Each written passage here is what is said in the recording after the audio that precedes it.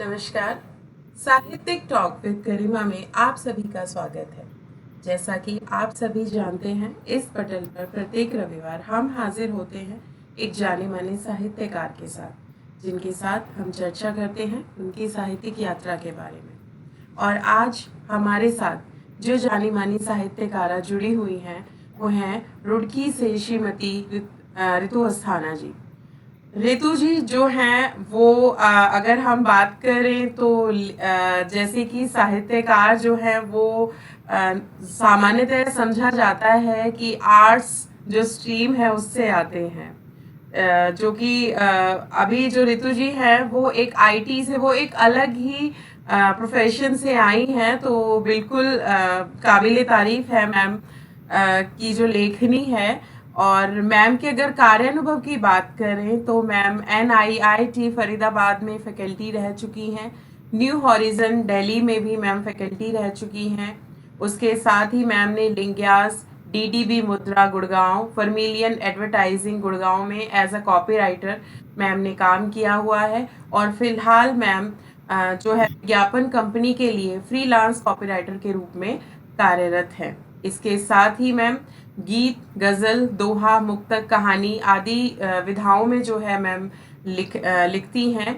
इसके साथ ही मैम जो बहुत सारे काव्य मंच हैं उन पर भी मैम ने अनेक पद लिए हुए हैं, जैसे कि आगमन फरीदाबाद में मैम साहित्यिक सचिव हैं, महिला काव्य मंच फरीदाबाद में उपाध्यक्ष हैं, अदबी कहकशा फरीदाबाद में मैम जो है वो महासचिव हैं।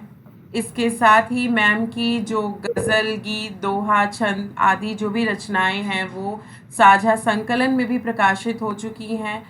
भारत के अशोक चक्र विजेता दोहा संकलन में भी मैम की जो दोहे हैं वो प्रकाशित हो चुके हैं। और 2023 में मैम की एक दोहावली वो भी प्रकाशित हो चुकी है।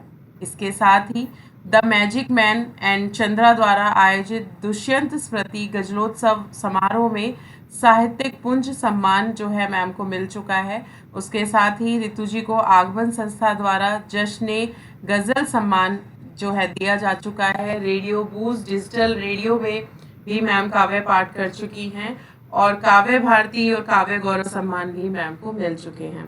तो जितनी भी बातें की जाएं वो मैम की कम है। ऋतु जी की जो कविताएं हैं वो समय समय पर अनेक राष्ट्रीय और अंतर्राष्ट्रीय पत्रिकाओं में भी प्रकाशित होती रहती हैं। और उसके साथ ही मैम ऑफलाइन और ऑनलाइन जो है वो भी काव्य पाठ करती रहती है। तो बहुत खुशी की बात है कि मैम ने इतने जो है अपने बिजी शेड्यूल में से, मैम इतनी व्यस्त रहती हैं, उसके बाद मैम ने हमें अपना कीमती समय जो है वो दिया है। इसके लिए मैम हम आपके हार्दिक आभारी हैं।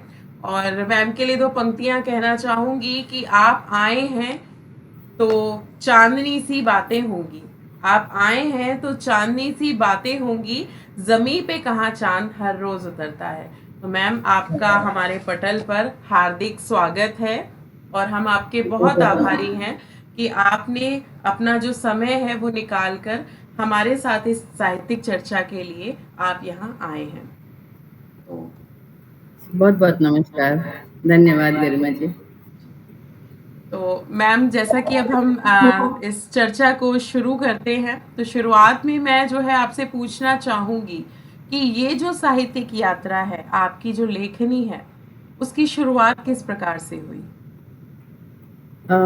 शुरुआत तो मैं ये कहूँगी कि बचपन से ही हो गई थी। जी।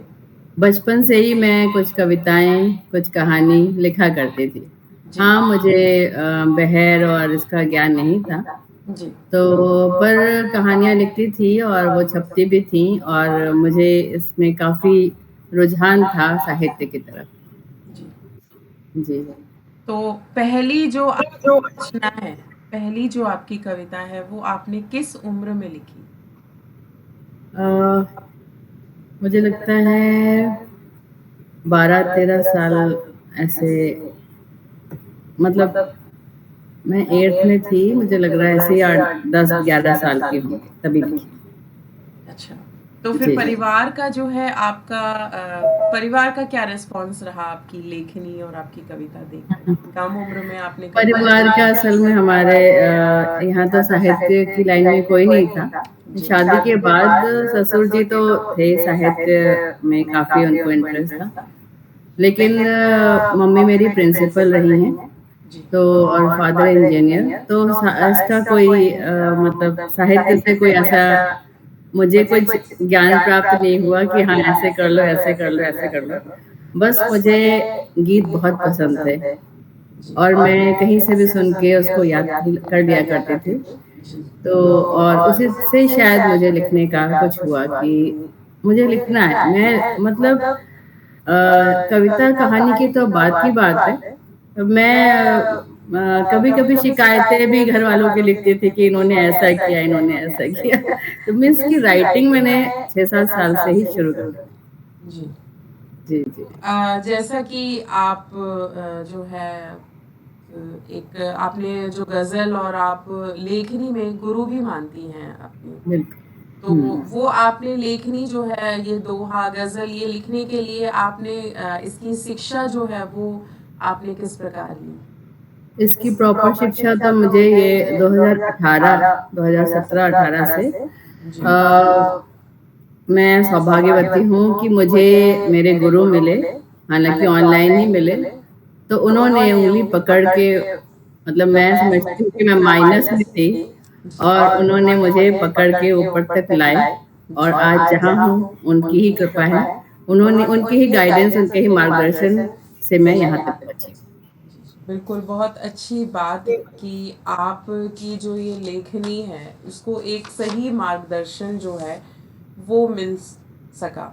बिल्कुल। इसके साथ ही आपकी जो है गज़लें जो है, जो मैंने वैसे सुनी भी हैं, आपके गीत मैंने सुने हैं, बहुत ही आप उम्दा लेखन करती हैं, बहुत ही प्यारे गीत आप लिखती हैं। तो हम चाहेंगे कि आपका कोई गीत जो आपको पसंद हो, वो हमारे व्यूअर्स के लिए आप सुनाएँ। हाँ, बिल्कुल। मैंने जैसे अपने उस्ताद की बात की, तो मेरे उस्ताद का नाम है मोहतरम जनाब ओम प्रकाश खींची, दिल सीकरी साहब, जो राजस्थान सीकर से हैं। जी।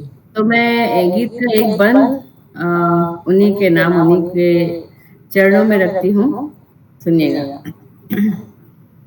बहाकर ज्ञान की गंगा बनाए चित्त गुरु निर्मल, बहाकर ज्ञान की गंगा बनाए चित्त गुरु निर्मल, अविद्या का मिटा कर तम प्रकाशित ही करे प्रतिपल, अविद्या का मिटा कर तम प्रकाशित ही करे प्रतिपल। और बंद देखिएगा।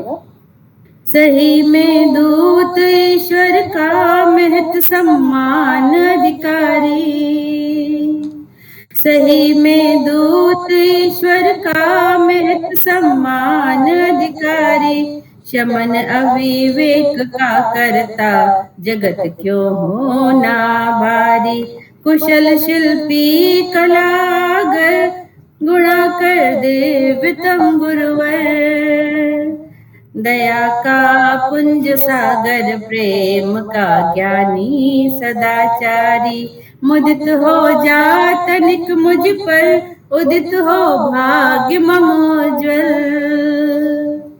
मुदित हो जा तनिक मुझ पर उदित हो भाग्य ममोज्वल, अविद्या का मिटा कर तम प्रकाशित ही करे प्रतिपल, अविद्या का मिटा कर तम प्रकाशित ही करे प्रतिपल।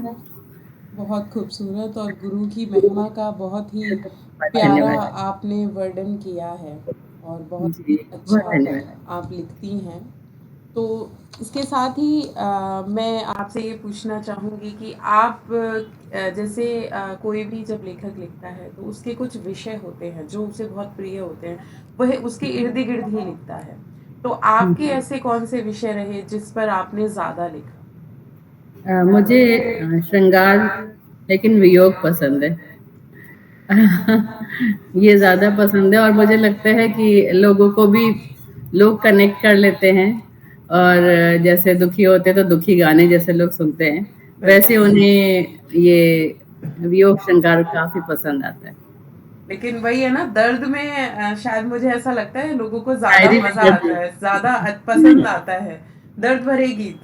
खुशी दर्द भी भरे। शायद लोग पसंद करते हैं, लेकिन वैसे भी आप देखें तो कहीं न खुशी कहीं क्षणिक होती है, दर्द लंबा चलता है। हाँ, उससे कनेक्ट कर पाते हैं, बिल्कुल, बहुत अच्छे बिल्कुल। विषय जो है आप लिखती हैं। तो वियोग पर आपने जो है कुछ बहुत आपको जो पसंद हो, वियोग पर हम सुनना चाहेंगे आपकी। अच्छा, तो मतलब गीत का ही अभी होगा। जी, जी, जी, जी। ठीक है, मैं देखती हूँ।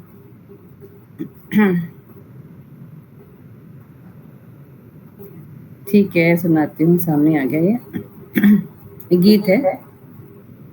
ढिग मेरे तेरी दुनिया संवार दूं, ढिग मेरे तेरी दुनिया संवार दूं, तन मन ही क्या सकल मम प्राण वार दूं, ढिग मेरे तेरी। और बंद देखिएगा। कहाँ ढूंढूं तेरे साए, न तुझ बिन रास कुछ आए, मचल कर पूछती धड़कन, कहो विरहन कहाँ जाए, एक बार आ भी जा, सांसों पे छा भी जा, आकाश भर तुझे प्राणेश प्यार दूं, ढिकरा मेरे। बहुत खूबसूरत, बहुत अगला बंद लिखती देखिए। हैं वियोग पर भी आप। तो इसके साथ-साथ, वियोग के साथ-साथ और ऐसे कौन-से विषय रहे हैं जिन पर आपने ऐसे समसामयिक विषयों पर हम गज़ल भी लिखते हैं। हुँ, तो गज़ल में समसामयिक विषय और जो समाज में चल रहा है जी, अ, उसके बारे में जो हम अनुभव करते हैं, जी। वो गज़ल में लिख देते हैं। बिल्कुल, बहुत आपने काफ़ी विषयों पर लिखा है और जो है मैं आपकी जो दोहे हैं, वो भी एक पुस्तक जो है उस पे भी हाँ, प्रकाशित हो चुकी है, जी, जी। महावली। तो उसके हुँ। बारे में हम जानना चाहेंगे कि इस सब की शुरुआत कैसे हुई? कैसे ये पुस्तक के रूप में पहुँची? दोहा संकलन असल में साझा संकलन है। अभी जी, मेरा अपना नहीं आया है, जी, मेरा प्रकाशनाधीन है। जी, एक संस्था है अंतर्राष्ट्रीय शब्द सृजन जी, जिसके फाउंडर हैं राजीव पांडे सर। जी, उन्होंने हमें कॉन्टैक्ट किया कि आप एक अशोक चक्र विजेता के ऊपर हमें लिखने थे दोहे। जी। तो उसमें मैंने लिखे और उसमें सब ये मोमेंटो और जो सम्मान वगैरह मिला है, वो जो इंडिया बुक रिकॉर्ड्स में भी आई है। हाँ जी, हाँ जी। तो बहुत ही दोहे भी मुझे बहुत पसंद है और बहुत कोशिश की मैंने, मतलब वही है कि भाव हैं, आप किसी भी तरह से उनको पिरो सकते हैं, दोहे में, मुक्तक में, कहानी में, किसी भी। बिल्कुल, बिल्कुल। जी। ये बहुत ही अच्छी बात है कि आप मतलब इस तरीके से आप लिख पाती हैं। मन के भावों को दोहों के रूप में प्रस्तुत करना, ये अपने आप में ही एक कला है और जो मुझे लगता है अगर आप उसकी विशेषज्ञ कहीं न कहीं हैं। तो इसके साथ ही मैं आपसे ये जानना भी चाहूँगी, जैसे कि आजकल जो है अभी आपने जैसे कहा कि अभियोग पर लिखती हैं। श्रृंगार रस पर अगर हम बात करें, जब भी लिखते हैं तो कहीं न कहीं आज के जो कवि हैं तो उसका स्तर जो है वो थोड़ा कहीं न कहीं कॉम्प्रोमाइज़ होता है, गिरता है। बिल्कुल। हुँ, तो हुँ। श्रृंगार रस को जो है हम कहीं न कहीं एक जज करते हैं। एक हुँ, ऐसा कि व्यक्तिगत रूप से उसे जोड़ने की कोशिश करते हैं। तो हुँ। आजकल जो कभी आपके साथ ऐसे हुआ है कि आपने कुछ लिखा है और लोगों ने उसकी जो प्रतिक्रिया आपको इस रूप में मिली हो कि आप खुद ही समझ ना पाई हो कि नहीं, नहीं, ऐसे नहीं होता है कि कई बार हम अनुभवों पर, ये ज़रूरी नहीं है व्यक्तिगत अनुभवों पर लिखें। हम बिल्कुल, देखकर भी दूसरों की पीड़ाएँ, दूसरों की वेदनाएँ हम बिल्कुल, देखकर भी लिख सकते हैं। बिल्कुल, बिल्कुल। अभी तक ऐसा हुआ तो नहीं है मेरे साथ क्योंकि जो भी लिखा है तो कहीं न कहीं लोग कनेक्ट कर लेते हैं और व्यक्तिगत पीड़ा का उन्हें अनुभव ऐसा नहीं हुआ कि इनके साथ भी हुआ हो क्योंकि मुझे लगता है कभी-कभी समाज से जैसे किसी पात्र से, किसी पड़ोसी से राइटर ऐसे ही करते हैं, तो वो वहाँ से अनुभव उठाते हैं कि अच्छा और फिर उसको उसके अंदर उतारते हैं। सपोज़ मुझे यशोधरा का एक गीत लिखा था मैंने, जी। आज ही डाला है। यशोधरा के बारे में हालाँकि उतना मैं नहीं अनुभव कर सकती हूँ, जिस गहनता से जो तकलीफ़, जो दर्द, पीड़ा उन्होंने सही। लेकिन हाँ, नारी होने के नाते मैं समझ सकती हूँ कि क्या उन्होंने झेला होगा, कितनी तकलीफ़ झेली होगी। तो मैंने उसमें हर बंद में कोशिश करी है कि उलाहना भी दी है और तुम्हारा सब ये व्यर्थ है, तुम बुद्ध बन जाओगे ऐसा करके और फिर अंत में ये भी कहा क्योंकि नारी बहुत महान होती है, उसका दिल बहुत मन विशाल होता है। जी। तो वो फिर भी चाहेगी तुमने मेरे साथ कुछ भी किया तुम आगे बढ़ो। तो अंतिम बंद में मैंने यही लिखा है कि जो कर रहे हो वो आप सफल होके आना मेरी चिंता मत करना। बहुत अच्छा जी। आप इस पर लिखती हैं। लेकिन जैसे अभी हम बात कर रहे थे कि आजकल जो लेखन का जो स्तर है वो गिर रहा हाँ है, जी। उसके बारे में आपके क्या विचार? स्तर गिर रहा है। मुझे लगता है इस मीडिया का भी काफ़ी इसमें रोल है, जी। क्योंकि ऐसा लगता है जो हम देख रहे हैं, जो हम मतलब जज़्ब कर रहे हैं अंदर अपने, वही हम लिख पा रहे हैं क्योंकि हम अच्छा पढ़ ही नहीं रहे। हमारे पास अच्छे अब बहुत अच्छा साहित्य है, मतलब इतना है कि हम अगर उसको ज़िंदगी भर भी पढ़ें तो शायद एक कतरा उसमें से निकाल सकते हैं जी। और अच्छा कर लिख सकते हैं, साहित्य को सुंदर बना सकते हैं, जी। सृजन सुंदर कर सकते हैं। लेकिन अब किसी के पास टाइम नहीं है, हाथ में मोबाइल है और जो आ रहा है सब हम एब्ज़ॉर्ब कर रहे हैं और हम उसी के माध्यम से सोचते हैं लोगों को यही पसंद आएगा, लेकिन ऐसा नहीं। मुझे ऐसा लगता है कि सुंदर शब्दावली हो, सुंदर भाव हो, आज भी लोगों को दिल छूते हैं, जी। उन्हें पसंद आते हैं। जो जी। कहीं न कहीं हम अगर हम देखें तो फ़ेसबुक और व्हाट्सएप यूनिवर्सिटी से जो उन्हें मिल रहा है, वो उसी में डिग्री करते जा रहे हैं, बिल्कुल, कहीं बिल्कुल। न जी। कहीं। और उसपे हुँ। बहुत ही फूहड़ साहित्य हम उसे कह सकते बहुत हैं, जो ज़्यादा। जी, वहाँ पर प्रकाशित होता है और कहीं जी। कभी-कभी तो ऐसा भी होता है कि वो लोगों का खुद का लिखा हुआ भी नहीं होता है। आपकी रचना पसंद आई, उसको कॉपी करके लोग अपने नाम से भी पेस्ट करके कर कर देते हैं। जी, और जी, हाँ। साहित्यकार बनने का ये जो शौक है आजकल लोगों को चढ़ रहा है और वो कॉपीड जो रचनाएँ हैं, वो आगे भेज करके साहित्यकार बन जाते हैं। बिल्कुल, तो बिल्कुल, हाँ। बिल्कुल सही। ये एक बहुत ही ऐसी चीज़ें हैं जो आजकल हम जो है अगर हम लेखक के रूप में देख रहे हैं और ये सच में बहुत ही पीड़ादायी है कि स्तर इतना गिर रहा है बहुत, बहुत और ज़्यादा। कहीं न कहीं ये हमारे समाज के लिए बहुत घातक है। तो जी। अगला जो प्रश्न है वो मैं आपसे ये पूछना चाहूँगी कि जैसे आपकी जो लाइन है एज़ अ प्रोफ़ेशनल जो आप काम करती हैं वो बिल्कुल अलग है और आप हुँ। जब लिखती हैं तो भी बिल्कुल अलग है। तो इसका जो कॉम्बिनेशन है कभी लोगों की प्रतिक्रियाएँ किस प्रकार की आपको मिलती हैं? जब आप अपने प्रोफ़ेशन में बताती हैं कि हाँ, मैं लिखती भी हूँ? हाँ, अच्छा लगता है उन्हें। असल में क्या है कि मैं राइटिंग से ही एड एजेंसी में गई हूँ। जी।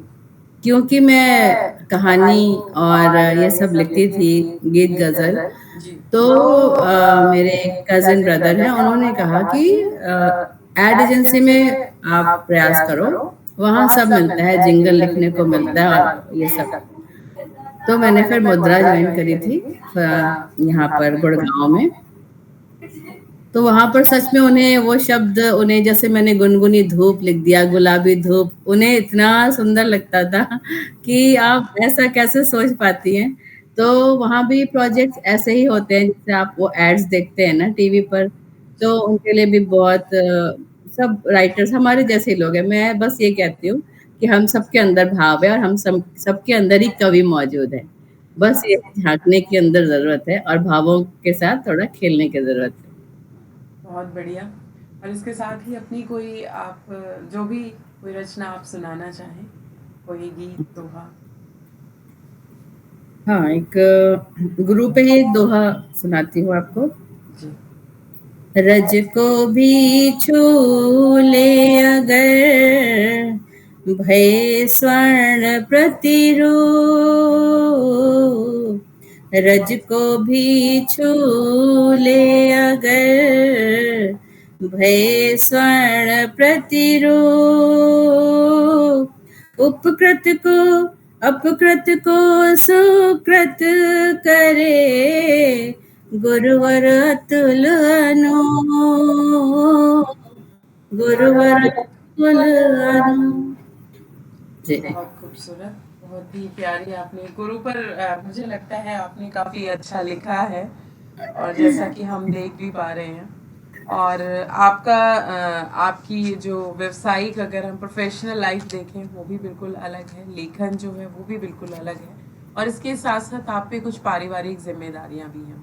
तो अगला प्रश्न मैं यही आपसे पूछना चाहूँगी कि इस सब के बीच ये सब चीज़ें जो है आपने किस तरीके से मैनेज की, कि इन सब चीज़ों में चलते हुए फिर अपना जो लेखन है उसको भी जारी रखना, गीत, गज़ल, दोहे, मुक्तक, ये सब लिखना, वो कैसे कर पाए आप? असल में क्या है कि एक ईश्वर की कृपा से एक चीज मेरे अंदर थी, सीखने की सीखने की ललक। जी। सीखने की ललक से जब मैं अपनी सबसे पहले गीत गजलों से पहले भी मैं कहानियां डाला करती थी। yourstoryclub.com एक साइट है। तो उस जो वहाँ की एडमिन है वो एक लेडी है, जी। कोई त्रिपाठी या कुछ करके। मैंने पढ़ा कि वो बच्चों को स्कूल भेज के एडिटिंग वो किचन में किया करते थे। I was so surprise. मैंने कहा अच्छा, ऐसे इतना भी पैशन है लोगों के अंदर, मतलब ऐसे भी काम होता है। और अब मैं अपने गाने की लाइनें, गीत, गजल, सब कुछ, कहानी, मेरा काम चलता रहता है, चलता बाकी रहता सारे है। काम चलते रहते बिल्कुल, ये बहुत ही आराम से। बहुत ही अच्छी चीज़ है ये, कि और भी मुझे लगता है इतनी मल्टीटास्किंग जो है वो हमसे बिल्कुल हो सकती है। बिल्कुल कहीं बिल्कुल। न कहीं हम इमोशनली, फिज़िकली तो हाँ, शायद हम कह सकते हैं थोड़ी स्ट्रॉन्ग नहीं होती है, लेकिन इमोशनली और इतनी बहुत बैलेंसिंग जो है वो सब हम स्त्रियाँ ही हो सकती हैं। सही तो कह रहे हैं। आजकल की जो जैसे ज़्यादातर देखने में आया है, स्त्रियाँ जो है वो स्त्री विमर्श पर ज़्यादा लिख रही हैं, वुमेन हम्म, एम्पावरमेंट पर। हम हाँ हाँ। कहीं न कहीं देखें महिला सशक्तिकरण। अ, हम्म, अभी जैसे उर्मिला की बात नहीं हुई है, कहीं यशोधरा की बात नहीं हुई है, जो कि आपने भी लिखा। तो हम्म, ये जो ऐसे विषय थे, राधा जी। पर अगर हम बात करें, तो उन पर हम्म, भी उनके दर्द पर नहीं लिखा गया है। श्री कृष्ण छोड़कर चले गए, लेकिन बाद में उन्होंने कभी पलट कर नहीं देखा कि वो किस हाल हम्म, में हुई। मैंने लिखा इस है हाँ, थोड़े दोहे लिखे तो हैं, वही जी। कि आजकल के अब जो लेखक हैं वो शुरुआत कर रहे हैं, ऐसे विषयों पर, उर्मिला पर, यशोधरा पर, राधा जी पर लिखा जा रहा है। तो बिल्कुल। इसके बारे में आपके क्या विचार हैं? स्त्री विमर्श पर बेसिकली मैं आपसे पूछना चाहूंगी। हाँ, मतलब अगर आप उनके दुख उकेर रहे हैं, बहुत अच्छी बात है। क्योंकि हम लक्ष्मण, जैसे लक्ष्मण जी की बात करें, उनके बारे में सब जानते हैं कि उन्होंने सब छोड़ दिया और इतना बड़ा त्याग किया है। लेकिन जो उन्होंने सहा, उनकी पीड़ा, वो कैसे हम भूल सकते हैं। जी। उनका बहुत बड़ा योगदान था। जी। ऐसे ही यशोधरा का बहुत बड़ा योगदान था कि वो सब कुछ उन्होंने सहा और अकेले सब। वही किसी ने लिखा भी था, मतलब ऐसा है कि पढ़ना भी चाहिए, क्योंकि हम ही सब नहीं जानते, दुनिया है सीखने के लिए। तो किसी ने लिखा भी था ये कि क्या तुम बुद्ध बन सकते हो, मैं भी तो बुद्ध बन सकती थी। बिल्कुल। क्योंकि मैंने क्या प्रायोरिटी दी, मैंने ये समझा कि ये मेरी जिम्मेदारी है, मैं दूध मुहे बच्चे को छोड़ के नहीं जा सकती। तो महानता का काम तो ये है ना, बिल्कुल। ये है महानता का काम कि हम जो बहुत कुछ कर सकती है एक स्त्री, परिवार से बंधकर वो परिवार में ही रह जाती है, क्योंकि उसके लिए उसका घर परिवार ही उसका संसार होता है। बिल्कुल। और ये जी। बहुत ये मैंने भी एक जगह पढ़ा था कि क्योंकि बुद्ध थे और पुरुष थे, तो वो जाकर जंगलों में वो तपस्या कर सकते थे, उन्होंने की तो हम्म, वो बुद्ध कहलाए। लेकिन बिल्कुल। स्त्री होती तो उल्टा कहलाती। तो हाँ एक बिल्कुल। बहुत ऐसा हमारा समाज है, कहीं न कहीं बुद्ध हमारे के लिए ये आसान था, और एक हम्म, स्त्री के लिए उतना सही नहीं है, जी और जी आसान नहीं है, अगर कहा बिल्कुल। जाए। तो उसके साथ ही जैसे मैं ये पूछना चाहूँगी कि अब हम जो औरतें हैं, कहीं न कहीं हम में से ही ऐसी महिलाएँ निकलती हैं जो फेक फेमिनिज़्म हम जिसे कहा जाए, जिन्हें हुँ, नारी सशक्तिकरण के बारे में नहीं पता है, जिनके हुँ, हिसाब हुँ, से सिर्फ़ यही है कि उनको स्लीवलेस या छोटे कपड़े पहनने की आज़ादी दे दो, लेकिन उनको हुँ, स्त्री होने का मतलब नहीं पता है और वो नहीं कविताओं पता, पर भी वो उनका उनकी लेखनी में भी वो चीज़ें कहीं न कहीं झलकती हैं। झलकेगा, तो इस बिल्कुल, सब ये चिंता का विषय है, बिल्कुल, बिल्कुल। क्योंकि हमारी जो एक पीढ़ी है, वो उसी तरफ जा हुँ, रही है। तो इस पर हुँ। आपके क्या विचार हैं?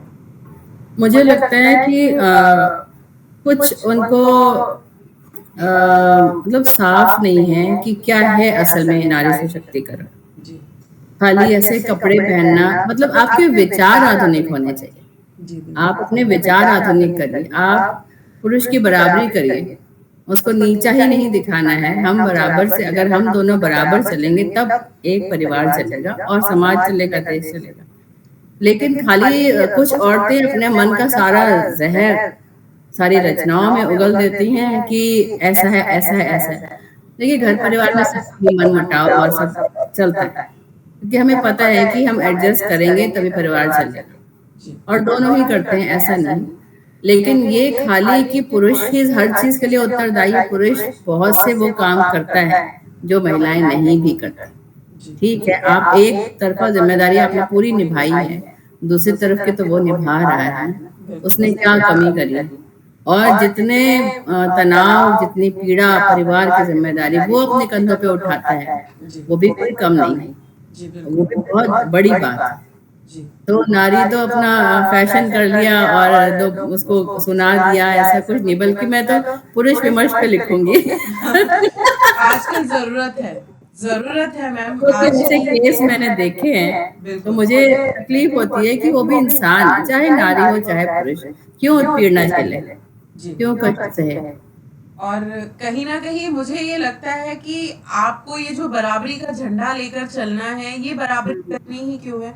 प्रकृति ने दोनों को अपनी-अपनी ज़िम्मेदारियाँ दी है। आप हाँ, साथ बिल्कुल, मिलकर बढ़िए, उसमें अपना बिल्कुल। एक मज़ा है। ये हुँ, लड़ाई-झगड़ा और मैं ज़्यादा जो है सुपर हूँ, मैं ज़्यादा सुपीरियर हूँ, इसका झगड़ा जो है वो मेरे हिसाब से जी, दोनों को नहीं पड़ना चाहिए और यही बिल्कुल। हमारे समाज में अगर हम हुँ, देखें तो अवनति की जो डिग्रेडेशन आ रही है, जो गिरावट आ हाँ, रही है, बिल्कुल, उसका बिल्कुल। एक कारण है। ये तो कारण है, बिल्कुल, बिल्कुल है। बहुत ही अच्छी-सी बात है और ये समझ आ जाए तो हमारी स्त्रियाँ जो है मुझे लगता है उनको बाहर किसी से लड़ने की और ये सब चीज़ें करने की ज़रूरत नहीं पड़ेगी। उनका जीवन बिल्कुल, अपने आप ही ज़्यादा सुधर जाएगा। बिल्कुल, सही कह रही हैं आप। सोच अच्छी होगी तो कर्म भी अच्छे होंगे, क्योंकि आधुनिकता आपके विचारों से आती है, आपके जी। पहनावे से या अनर्गल बकने से नहीं आती। जी, बिल्कुल। जी। और अभी जैसे हमने आपके इंट्रोडक्शन में भी बताया था, आप अनेक राष्ट्रीय और अंतर्राष्ट्रीय पत्र-पत्रिकाओं में भी आपकी जो रचनाएँ हैं, वो प्रकाशित होती रहती हैं। इसके साथ ही आपको जो है कई सम्मान भी मिल चुके हैं। तो वहाँ तक की जर्नी जो है वो आपकी कैसी रही?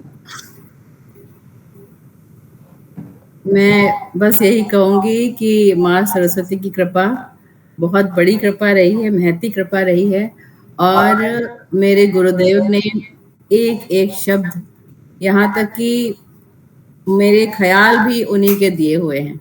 जी। क्योंकि वही होता है कि आप अगर गलत सोच, गलत ख़्याल रखते हैं ना, जी। तो फिर रचनाएँ भी वैसी ही निकलती हैं। जी, बिल्कुल। तो बड़ा मुश्किल हो आप इंसान मतलब सच कहूँ तो मेरे मन को निर्मल करने का काम भी उनका ही है, जो आज मैं कुछ लिख पा रही हूँ, कोशिश कर रही हूँ कि कुछ अच्छा रचूँ, कुछ कहूँ तो उसके लिए मन को निर्मल करना बहुत, बहुत आवश्यक है। जी, बिल्कुल, बहुत ही अच्छी ये बात है, जैसे विचार होंगे हमारी लेखनी भी कहीं न कहीं वैसी ही जी, होगी। बिल्कुल। ये बहुत ही अच्छी-सी चीज़ है और मुझे लगता है कि आजकल के जो रचनाकार हैं, उनको जो भी लेखक हैं, कवि हैं, उनको ये सब चीज़ें समझनी चाहिए। इसके साथ ही आप बहुत सारी संस्थाओं से भी जुड़ी हुई हैं। जी, जी। उन हुँ। संस्थाओं के बारे में थोड़ा-सा हम जानना चाहेंगे, किस प्रकार जी, की जी। रचनाएँ संस्थाएँ हैं, क्या काम करती हैं? जी, आगमन एक बहुत बड़ी संस्था है। हापुड़ से थे पवन जैन सर जो अब हमारे बीच में नहीं हैं। काफ़ी अच्छे इंसान थे, कर्मठ इंसान थे। अब इस संस्था को उनके बेटे ने सँभाल लिया है, निशांत जैन जी ने। और मैं भी भागीदार हूँ, मैं जो मतलब पवन जैन सर काफ़ी मानते थे मुझे कि तुम अच्छी कवयित्री नहीं, अच्छी इंसान भी हो और तुम संस्था को अपना मान के चलती हो। मैं कहती थी, हाँ सर अपनी है, जब अपन मैं बनाया है मैंने, मैं सदस्य बनी हूँ, तो अपनी ही है। जी। और कोई शिकायत नहीं करती थी, मुझे पढ़ने का मौका मिले ना मिले, तो मैं हँसते हुए ही वहाँ से आती थी, कभी मैंने क्योंकि मुझे उसकी उनकी नज़र से देखती थी कि इतने लोगों को हैंडल करना भी बहुत बड़ा काम है। तो मुझसे बहुत खुश रहते थे। तो उन्होंने मुझे यहाँ का फरीदाबाद का ये क्या बनाया था, मुझे पोस्ट भी नहीं याद है अपनी। क्योंकि मैं पदों से थोड़ा दूर रहना चाहती हूँ। नहीं, बहुत तो अच्छी बात है और लिटरेरी कहीं कुछ न बनाया था। कहीं साहित्यिक हुँ, सचिव जो है वो आप साहित्यिक सही सचिव। कह रही हैं। तो अभी तो वही मैं कहने ही वाली थी कि मैंने पुराना परिचय दिया है। महिला काव्य मंच की मैं उपाध्यक्ष रही हूँ। अभी फ़िलहाल मैंने इस्तीफ़ा दे दिया है वहाँ से, क्योंकि मैं बहुत ज़्यादा मैं फँसना नहीं चाहती, क्योंकि मुझे ज़्यादा मज़ा आता है काव्य रचना करने में। जी, और अदबिक है कक्षा हमारी एक संस्था है जिसमें मैं महासचिव हूँ। जी, तो उसके लिए वो हमारी 5 स्कूल फरीदाबाद की संस्था है, जो अभी साल भर भी नहीं हुआ है, नई संस्था है। जी। जी, जिसका एक मेन उद्देश्य है कि हम नए लोगों को इनवाइट करेंगे, नए लोगों को मंच प्रदान करेंगे। बहुत ही अच्छी बात है और नए जो रचनाकार हैं मुझे लगता है उनको बिल्कुल एक मौका मिलना चाहिए। जी, तो हमारी जो प्रतिभाएँ हैं वो छुपी हुई वो कहीं न कहीं हमें निकल कर समाज के सामने आएँगी और एक बहुत ही अच्छे एक साहित्य की जो है साहित्य को जो है एक पहचान मिलेगी। बिल्कुल। तो इसके साथ ही हम ये पूछना चाहेंगे कि ये जो पूरी साहित्यिक यात्रा आपकी रही, इसमें आपने ऐसी कौन-कौन सी चुनौतियाँ हैं जिनका आपने सामना किया, जो आपको लगा कि हाँ, ये वाक़ई में बड़ा डिफ़िकल्ट रहा है, बहुत कठिन रहा है? हाँ, कभी-कभी मुझे ऐसा लगता था जैसे मैं अकेले जाना थोड़ा-सा मुझे परेशानी होती है, तो मैं हस्बैंड को लेके जाती थी, तो मुझे ये लगता था कि इनके ऊपर थोड़ा-सा प्रेशर आ जाता है, लेके जाना, लेके आना और उनको बहुत ज़्यादा इतनी रुचि नहीं है, फिर भी वो वहाँ बैठे रहते थे पूरे टाइम और बहुत बड़ी बात है कि उन्होंने मुझे इतना सहयोग किया और कई मंचों पे ले गए और कई लोगों ने कहा भी कि आप बहुत नेक काम कर रहे हैं। तो मतलब ठीक है लिखना, पढ़ना बहुत अच्छी बात है, लेकिन आप समाज में जाने कैसे जाएँगे, उसके लिए आपको सहयोग चाहिए घर का। तो बस यही चुनौती है मेरे सामने लेकिन अब मैं कोशिश कर रही हूँ कि उन्हें ज़्यादा तंग ना करूँ। बाकी ऐसी कोई चुनौती नहीं आई क्योंकि मैं ज़्यादा संस्थाओं में से जुड़ी नहीं हूँ। मैं किसी से ज़्यादा पॉलिटिक्स मुझे मुझे नहीं पसंद है और मैं अपने काम से ही काम रखती हूँ और मुझे अच्छे लोग, सीधे लोग ही मिल जाते हैं जिनसे मेरा काम चलता है। बिल्कुल, बिल्कुल, बहुत अच्छी बात है। जैसे आप स्वयं होते हैं, कहीं न कहीं ऐसे ही लोगों को, ऐसी ही आप वाइब्स, ऐसी ही ऑरा आप अट्रैक्ट करते एग्ज़ैक्टली, हैं। बिल्कुल। आपको ऐसे ही लोग मिल जाते हैं। ये जी। आपकी विनम्रता है। नहीं तो लोग तारीफ़ नहीं करते हैं दूसरे लोगों की। आज के समय में कोई दूसरों को बढ़ता हुआ या दूसरों की तारीफ़ करके उसको खुश नहीं कर सकता है। ये आप इतनी विनम्र हैं कि आप ये कह रही हैं इस मंच पर। ये आपका सच में बड़प्पन है। तो अभी जैसे जो हमारे नए साहित्यकार हैं, नए लेखक हैं, इनके लिए कोई आप टिप्स देना चाहेंगी कि वो किस तरीके से जो है लेखनी जो है करें, वो किस तरीके की चीज़ें लिखें, किन बातों पर वो विशेष ध्यान दें? देखिए हर एक का मतलब कि अपना-अपना व्यक्तित्व है। जी, बिल्कुल। उनका किसमें रुझान है, कौन-सा उन्हें विषय पसंद है, ये तो उनकी अपनी चॉइस है। लेकिन मुझे लगता है कि हाँ, अगर आप अच्छा लिखना चाहते हैं, तो आपको अच्छा पढ़ना पड़ेगा। सबसे पहले अगर आप अच्छा साहित्य पढ़ेंगे और इस रेस में नहीं रहें ये भी मुझे मेरे उस्ताद ने ही बताया है कि ना मेडल के पीछे भागो, ना किसी तमगे के पीछे, ना अवार्ड के पीछे, अपने काम के पीछे भागो। तो इस रेस से निकलकर अपने मेहनत करें और अच्छा पढ़े, अच्छा साहित्य बहुत सिखाता भी है और हमें एक तरह से समझाता भी है कि इस दिशा में चलो। तो अच्छाई कहीं नहीं जाती, अच्छा ही लिखना चाहिए, अच्छा सोचना चाहिए, अच्छा पढ़ना चाहिए और सबसे बड़ी बात अच्छे लोगों से घिरे रहना चाहिए बिल्कुल जो ये आपको पढ़ाएं। बहुत अच्छी सी बात है ये। तो अब जैसे कि हम अंत की तरफ भी बढ़ रहे हैं, तो इसके साथ ही अपनी कोई अच्छी सी रचना आप हमारे व्यूअर्स को सुनाना चाहिए। हाँ, मैं सोच रही हूँ एक गजल सुना देती हूँ, छोटी सी गजल है। नहीं, स्वागत है मैम, आपका टाइम है, आप जितना चाहे ले सकती हैं। ये समय की गजल कोई आजकल पाबंदी नहीं है हमारे मंच पर। जी जी हाँ, गजल सुनाती हूँ, ये पसंद आ रही है आजकल लोगों को। सुनिएगा, मतलब पेश करती हूँ। जी, स्वागत है। हम सफर हम ज़बां हम नवा चाहिए, हम सफर हम ज़बां हम नवा चाहिए, कब हमें आरज़ू के खुदा चाहिए, कब हमें आरज़ू के खुदा चाहिए। मिल गया तो हमें यार क्या चाहिए, अब मिटी हर तलब क्यों वफा चाहिए, अब मिटी हर तलब क्यों वफा चाहिए। और शेर देखिएगा, जो करे मुझ पे तारी तेरा ही नशा, जो करे मुझ पे तारी तेरा ही नशा, कारगर खास वो की मियाँ चाहिए, कारगर खास वो की मियाँ चाहिए। और शेर देखिएगा, जिसके जरिए संवरती रहूं हर घड़ी, जिसके जरिए संवरती रहूं हर घड़ी, आप सा बेहतर आईना चाहिए, आप सा बेहतर आईना चाहिए। और ये देखिएगा जो काफी पसंद किया जाता है शेर, कि खता दिल लगाने के बस इसलिए, कि खता दिल लगाने के बस इसलिए, के सजा में भी हमको मजा चाहिए, के सजा में भी हमको मजा चाहिए। बहुत शुक्रिया। एक शेर देखिएगा, रस्म उल्फत निभाने को ता जिंदगी, मोहब्बत भी आसान काम नहीं है, जिसने की है वो जानता है।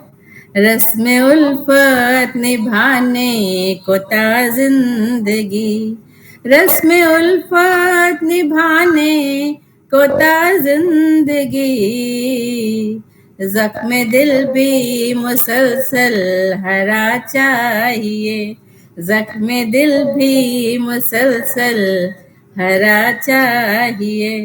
और नुक्ता पेश करती हूँ, सुनिएगा, जिसमें सदता रहे होश बढ़ता रहे, जिसमें सदता रहे होश बढ़ता रहे, रूही को तो वही मैं खदा चाहिए, रूही को तो वही मैं खदा चाहिए। बहुत खूबसूरत आप लिखती हैं। बहुत बहुत शुक्रिया। सच में बहुत ही उम्दा आपकी लेखनी है, बहुत प्यारा आपने लिखा है। जैसा कि आपका नाम है, जो है मैं बताना भूल गई कि आपका जो तखल्लुस है रूही, जो जी है रूही, बहुत ही प्यारा जो है आपका नाम है। और वैसे ही आपकी जो है रचनाएं हैं, ऐसा ही आप गीत गज़ल दोहे जो भी आप लिखती हैं वो बहुत खूबसूरत लिखती हैं। जी तो बहुत धन्यवाद। जो हमारी जो अगला जो प्रश्न है, जो कि हम अपने हर साहित्यकार से पूछते हैं कि ये जो साहित्यिक यात्रा रही, ऐसा इस पूरी साहित्यिक यात्रा में ऐसा क्या रहा जो आपने महसूस किया कि आपसे कुछ छूट गया, जिसका कहीं ना कहीं मन में एक मलाल रहता है कि हाँ मलाल तो है, बिल्कुल। बिल्कुल। मलाल ये है कि मुझे गुरु काफ़ी देर से मिले। बिल्कुल। लेकिन तो देर आए दुरुस्त आए। बिल्कुल, बिल्कुल। कहीं हल्का-सा रहता है, लेकिन फिर मैं सोचती हूँ कि नहीं, जब बेस्ट मिलना है तो इसके मतलब इंतज़ार अच्छा है, कोई दिक्कत नहीं। कहीं न कहीं हमारी तकदीर जो है वो डेस्टिनी जो है वो हमारी पहले बिल्कुल, ही लिखी होती है कि कुछ लोग जो है वो हमें तब आकर इस मिलेंगे। समय मिलेंगे। कहीं जी, न कहीं उनका भी सही जो बात, ये मिलना था वो इस बिल्कुल, तरीके से इसी उम्र में मिलना था। सही कह रही तो हैं। बिल्कुल। तो इसके साथ ही जो आपकी पूरी साहित्यिक यात्रा की हमने जो चर्चा की है और बहुत ही इसमें हमें बहुत कुछ आपसे सीखने को मिला, बहुत चीज़ें हमें जानने को मिली। तो अब जो है क्योंकि हम अंत की तरफ जा रहे हैं तो हम आप चाहेंगे कि हमारे व्यूअर्स के लिए आप क्या संदेश देना चाहेंगे? मैं खुद ही सोचती हूँ कि मैं बनी हूँ सबसे सीख-सीख के। मैं मेरा अपना नहीं है, मुझे सिखाने वाले बहुत हैं, बहुत जिनको एक मेरे गुरु हैं, माँ से सीखी, मेरी माँ भी काफ़ी स्ट्रॉन्ग हैं, रही हैं और मेरे एक भैया हैं, वो भी काफ़ी मुझे मार्गदर्शन करते रहते हैं। तो बस मैं ये चाहती हूँ या मेरा ये संदेश है कि किसी को दिखाने के लिए कोई काम नहीं करें। जो करे अपनी खुशी के लिए करे, अपने मन के लिए, अपने मन की संतुष्टि के लिए करे। क्योंकि जो रचना आप अपने मन से लिखेंगे ना, हृदय उद्गार जो कहते हैं ना, उसमें जान आ जाएगी। चाहे वो कुछ भी कोई भी विधा हो। और जहाँ हमने सोचा कि वो खुश होगा, ये खुश होंगे, ये बस वहीं वो बिगड़ जाती है। बिल्कुल। जी, सही बात है, दूसरों को दिखाने के लिए ना लिखें, जो आपको पसंद है, जो आपको हुँ, बेहतर लगता है वही लिखें, वही करें, दिखावे पे ना जाएँ। बिल्कुल, बिल्कुल। तो अभी जो है क्योंकि घड़ी की टिक-टिक हमें बता रही है कि समय काफ़ी हो गया है और जी, अब हमें विदा लेनी ही पड़ेगी।